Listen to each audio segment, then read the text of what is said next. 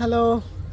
നേപ്പാളിലെത്തിയിട്ടേ ആദ്യമൊക്കെ എനിക്ക് ഭയങ്കര എന്താ പറയുക അങ്ങനെ ലാഗ് അടിച്ചുകൊണ്ടിരിക്കുകയായിരുന്നു. കാരണം എനിക്ക് എവിടെ പോകണ്ടേ എന്താ പോകണ്ടേ എന്നൊന്നും എനിക്ക് അറിയണ്ടായിരുന്നില്ല.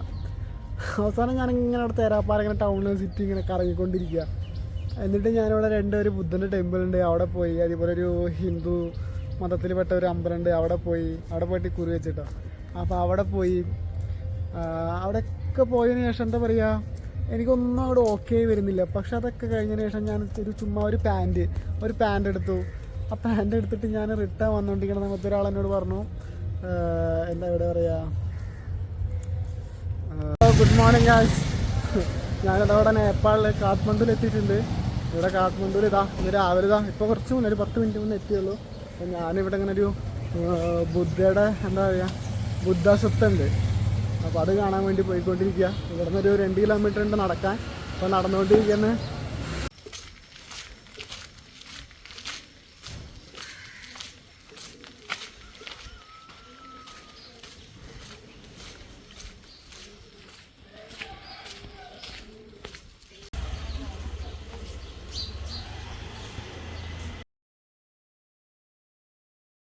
ഏറെക്കുറെ ഞാനിതാ ആ അമ്പലത്തിൻ്റെ എത്താറായി.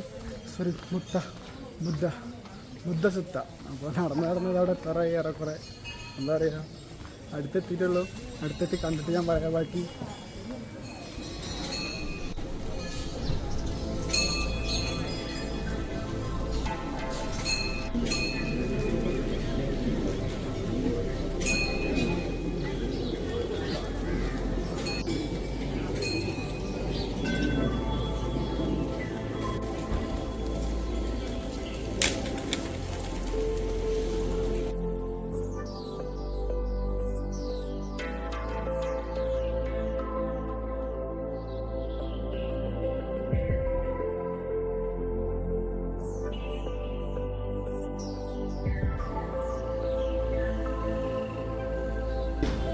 എന്താ ഉള്ളേരിയയിൽ കൂടെയാണ് വീടുകൾ. അതേപോലെ എന്താ ഇവിടുത്തെ വീടുകളൊക്കെ കാണാൻ ഒത്തിരി ഭംഗിയാണ്. ഇപ്പോൾ ഇവിടെ നടന്നിട്ട് വേറൊരു ലൊക്കേഷൻ ഉണ്ട്, ആ ലൊക്കേഷനിലേക്ക് പോകണം. അവിടെ പോയിട്ട് കാണാം. പോയിക്കൊണ്ടിരിക്കുന്നത് ഇപ്പോൾ സ്ഥലത്തൊക്കെ ചെറിയ മാർക്കറ്റുകളുണ്ട്. പിന്നെ എന്താ പറയുക ഒത്തിരി നല്ല കാഴ്ചകളൊക്കെ രാവിലെ തന്നെ കാണാം.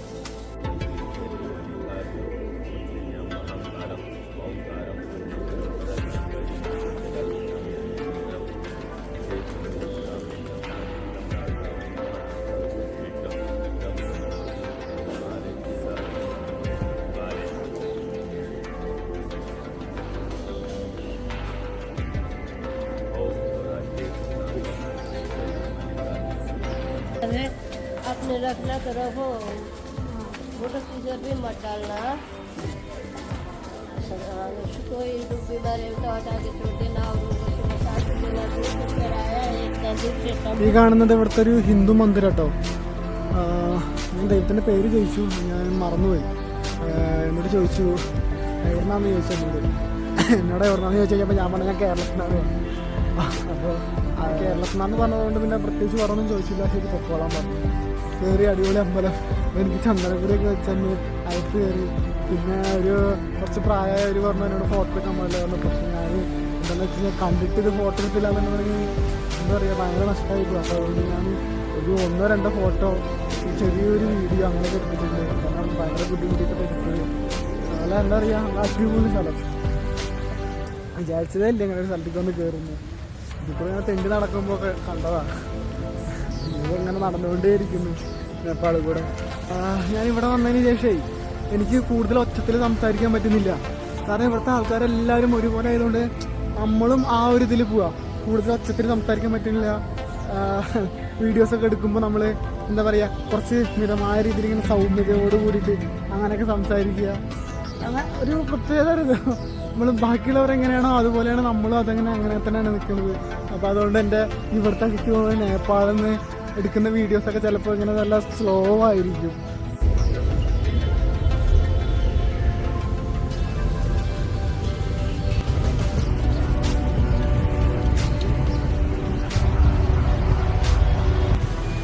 ഇത് കാഠ്മണ്ഡൂരെ ചെറിയൊരു മാർക്കറ്റാണ്. രാവിലെ തന്നെ നല്ല കച്ചവടക്കാർ. പിന്നെന്താ നല്ല കാഴ്ചകൾ. ഈ കാണുന്നത് നേപ്പാളിലെ എന്താ പറയുക ഒരു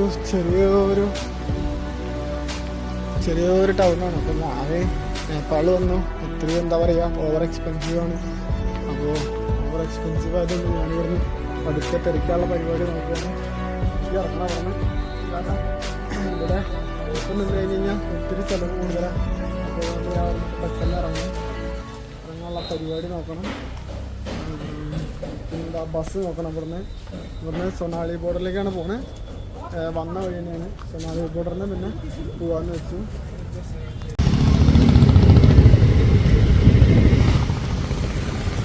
ആ നിങ്ങളുടെ മെണ്ണനേ എന്താ ആകെ ഒന്ന് 30 രൂപ എന്താ ഉള്ളൂ. അവൻ്റെ 50 രൂപ മേടിച്ചു. അപ്പോൾ ഞാൻ അവിടെ അടി ഉണ്ടാക്കുമായിരുന്നു. ഇന്ത്യാസ് അപ്പോൾ ഞാനവിടെ അടി ഉണ്ടാക്കുമായിരുന്നു പൈസ തരാൻ പറഞ്ഞിട്ട്. ഞാൻ പോയി പൈസ തന്നു പോയി. അപ്പോൾ കഴിഞ്ഞ പക്ഷെ കുറച്ച് കഴിഞ്ഞ് കഴിഞ്ഞപ്പോൾ ഞാൻ എത്തിയ സ്പോട്ട് എവിടെ അറിയോ, ഒരു ചെറിയൊരു ശ്മശാനം.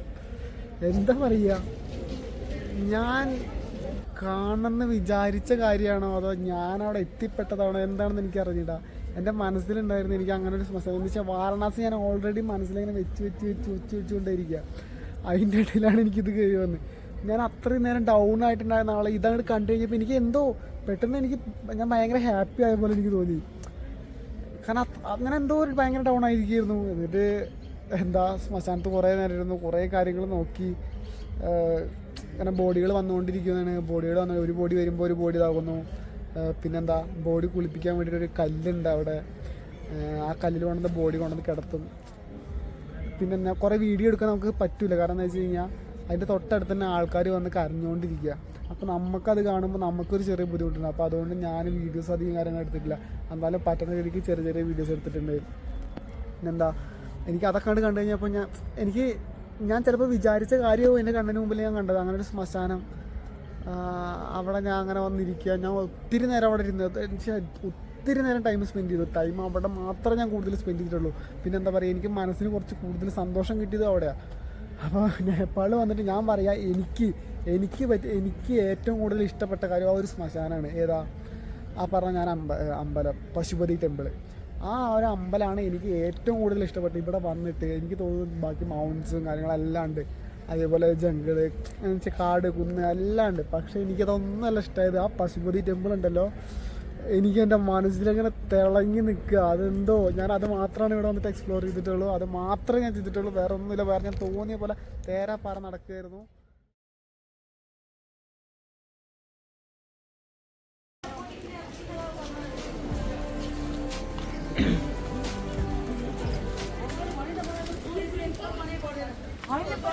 ഇതാണ് അന്നപൂർണ എന്ന് പറഞ്ഞപ്പോൾ ഞാൻ വിചാരിച്ചു അന്നപൂർണ ട്രെക്കിംഗ് ആണെന്ന് ഞാൻ വിചാരിച്ചു. പക്ഷേ ഇതൊരു ചെറിയൊരു അന്നപൂർണ എന്ന് വെച്ച് കഴിഞ്ഞാൽ ഭോജനം കിട്ടും അവിടെ പോയി കഴിഞ്ഞാൽ.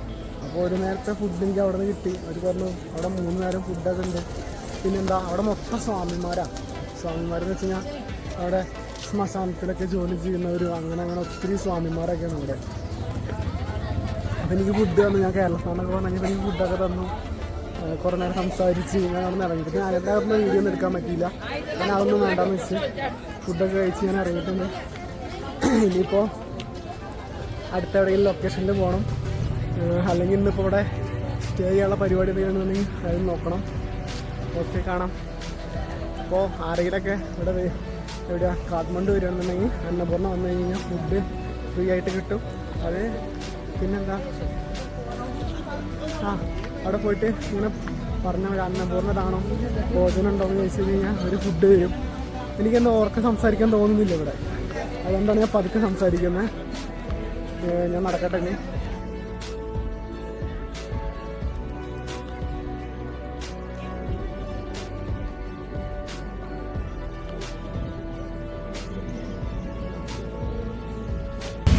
മോനെ എന്താ പറയാ, നേപ്പാളിൻ്റെ ഒരു ഭംഗി ഇത് നോക്കി. ഈ ഫോണിൽ എന്തോരുണ്ടെന്ന് എനിക്ക് മനസ്സിലാവുന്നില്ല. ഇതാണ് നേപ്പാളിൻ്റെ ഭംഗി. ഇതൊരു ടൗണാണ്, കൊച്ചു ടൗണാണ്. പക്ഷെ എന്താ കാണുന്നത് എന്താ പ്രത്യേകിച്ച് ഇങ്ങനെ ഭംഗി തന്നെ ഭംഗി. വേറെ പ്രത്യേകിച്ചൊന്നും പറയാനില്ല. ഇതിനിപ്പോൾ അങ്ങനെ എന്താ വേറെ പ്രത്യേകിച്ച് ഇങ്ങനെ വിവരിച്ച് പറയാനൊന്നുമില്ല. ഭംഗിയുണ്ട്. ഭംഗി എന്ന് പറഞ്ഞു കഴിഞ്ഞാൽ നല്ല ചില്ലറ ഭംഗിയൊന്നുമല്ല, നല്ല കാണാൻ പറ്റുന്ന കിടിലം ഭംഗിയാണ്.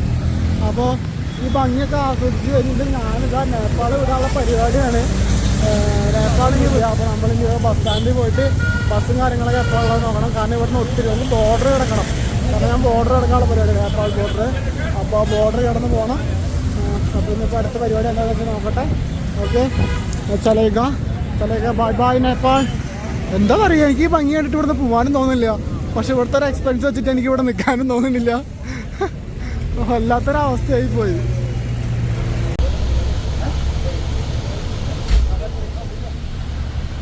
അപ്പോൾ ഞാൻ നേപ്പാൾ വിടാൻ പോവാണ്. എന്താ പറയുക, ഇത് വലിയ എമൗണ്ട് ഒന്നുമില്ല. നമ്മുടെ നേപ്പാൾ ബോർഡർ കിടക്കണമെന്നുണ്ടെങ്കിൽ ഒരു 4-5 മണിക്കൂർ 5-6 മണിക്കൂറുണ്ട്. രാവിലെ ഒരു 5 മണിക്കൊക്കെ അവിടെ എത്തുള്ളൂ. ഇതിന് വലിയ എമൗണ്ട് ഒന്നുമില്ല. ഒരു 500 രൂപ 600 രൂപ അത്രയേ വരുന്നുള്ളൂ. പിന്നെ എന്താണെന്ന് വെച്ച് കഴിഞ്ഞാൽ നേപ്പാളിൽ നിൽക്കാൻ പറ്റാത്തതുകൊണ്ട് അതൊരു നിവർത്തില്ലാത്തതുകൊണ്ട് ടിക്കറ്റ് ബുക്ക് ചെയ്ത് പോവുകയാണ്. അപ്പോൾ ഞാനിവിടുന്ന് ഇറങ്ങിയിട്ടുണ്ട്. രാവിലെ ആകുമ്പോൾ അവിടെ എത്തും. അവിടുന്ന് പിന്നെ അവിടെ പോയിട്ട് തീരുമാനിക്കാമെന്ന് വെച്ചു. റോക്സോള് കുറച്ച് റിസ്ക് ആണ് സ്ഥലം. അപ്പോൾ അവിടെ എത്തിയിട്ട് കുറച്ച് ടാസ്ക് ഉണ്ട്. അപ്പോൾ അതൊന്ന് നോക്കണം. ഓക്കെ, അപ്പോൾ അതൊന്ന് നോക്കട്ടെ, ശ്രദ്ധിക്കട്ടെ. അപ്പോൾ ഇനിയിപ്പോൾ റോക്സോള് പോയിട്ട് കാണാം.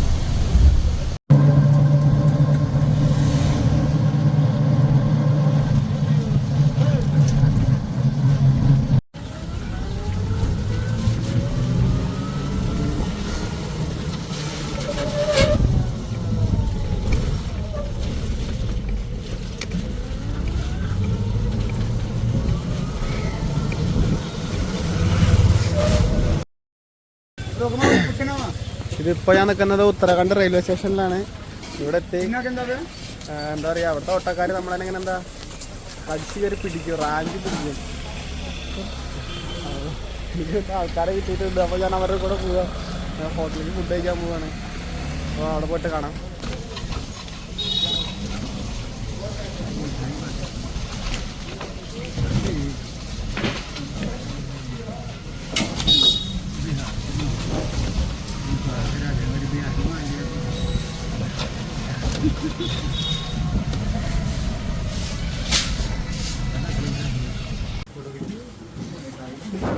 ये क्या है? ये क्या है? ये रसगुल्ला। रसगुल्ला। ओके, खाया कभी? नहीं खाया मैं लाइव।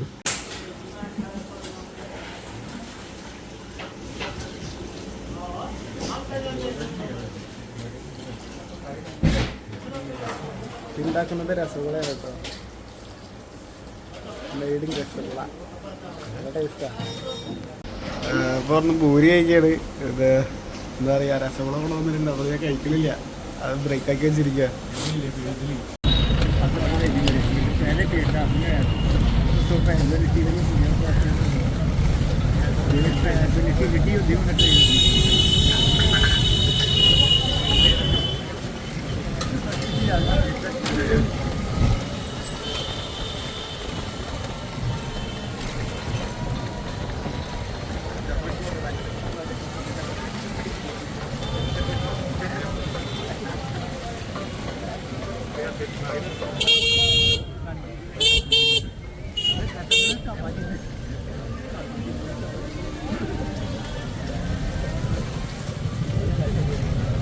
इधर की तरह मिलता है, वो रेडी पे बेचता लो ना। बहुत ज़्यादा शुद्ध गाय का घी में बनाता है. നമുക്ക് നമ്മുടെ ജീവിതത്തിൽ എവിടെ പോയാൽ എന്താ പറയുക, ഏതെങ്കിലും ഒരു നേരത്തേക്ക് ഒരു അന്നം തരാൻ ഏതെങ്കിലും ഒരാളുണ്ടാവും എന്ന് പറയണമെന്ന് വെറുതെ അല്ല. ഇതാ ഈ 2 ആൾക്കാരാ എനിക്ക് രാവിലത്തെ ഫുഡ് മേടിച്ചെന്ന്. ഞങ്ങൾ ഒരേ ട്രെയിനിലാണ് പോണത്. എനിക്ക് രാവിലത്തെ ഫുഡൊക്കെ മേടിച്ചെന്ന് ഞങ്ങളത് റെയിൽവേ സ്റ്റേഷനിലൊക്കെ നടന്നുകൊണ്ടിരിക്കുകയാണ്. നടക്കട്ടെ, ഇനി ട്രെയിൻ കയറാനുള്ള പരിപാടി നോക്കണം. 8:40 ട്രെയിന്.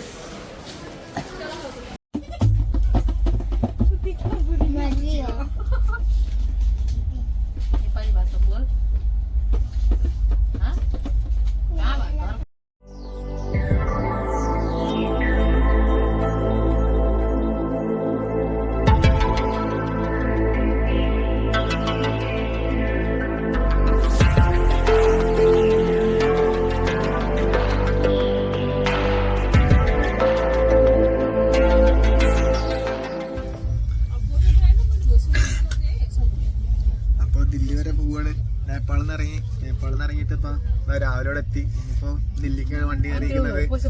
ഇനിയിപ്പോൾ ദില്ലി എത്തിയിട്ട് കാണാം. ദില്ലി എത്തിയിട്ട് വേണം അടുത്ത പ്ലാൻ ചെയ്യാൻ. ദില്ലി എത്തിയിട്ട് എനിക്ക് ഉത്തരാഖണ്ഡ് പോകണമെന്നുണ്ട്. അപ്പോൾ കൂടുതൽ ഞാൻ ഉത്തരാഖണ്ഡായിരിക്കും. ഉത്തരാഖണ്ഡ് ഇപ്പോൾ തണുപ്പും മഴയൊക്കെയാണ്. പിന്നെ ലഡാക്ക് പോകണമെന്ന് വിചാരിച്ചാണ്. അവിടെ ഇപ്പോൾ ഭയങ്കര സിറ്റുവേഷനാണ്. അപ്പോൾ അതുകൊണ്ട് ലഡാക്ക് ഞാൻ ഇപ്പോൾ തൽക്കാലത്തിന് മാറ്റി വെച്ചു. ഉത്തരാഖണ്ഡ് പോകാമെന്ന് വെച്ചു. പിന്നെ ഉത്തരാഖണ്ഡ് പോട്ടെ ഞാൻ.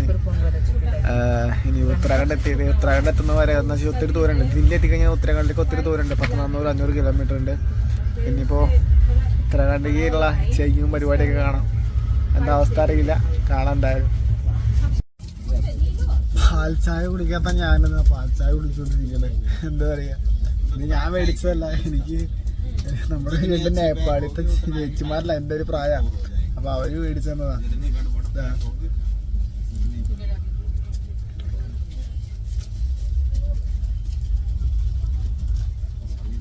അവർ മേടിച്ചെന്നാണ്. അപ്പം കുടിച്ചോണ്ടിരിക്കുക.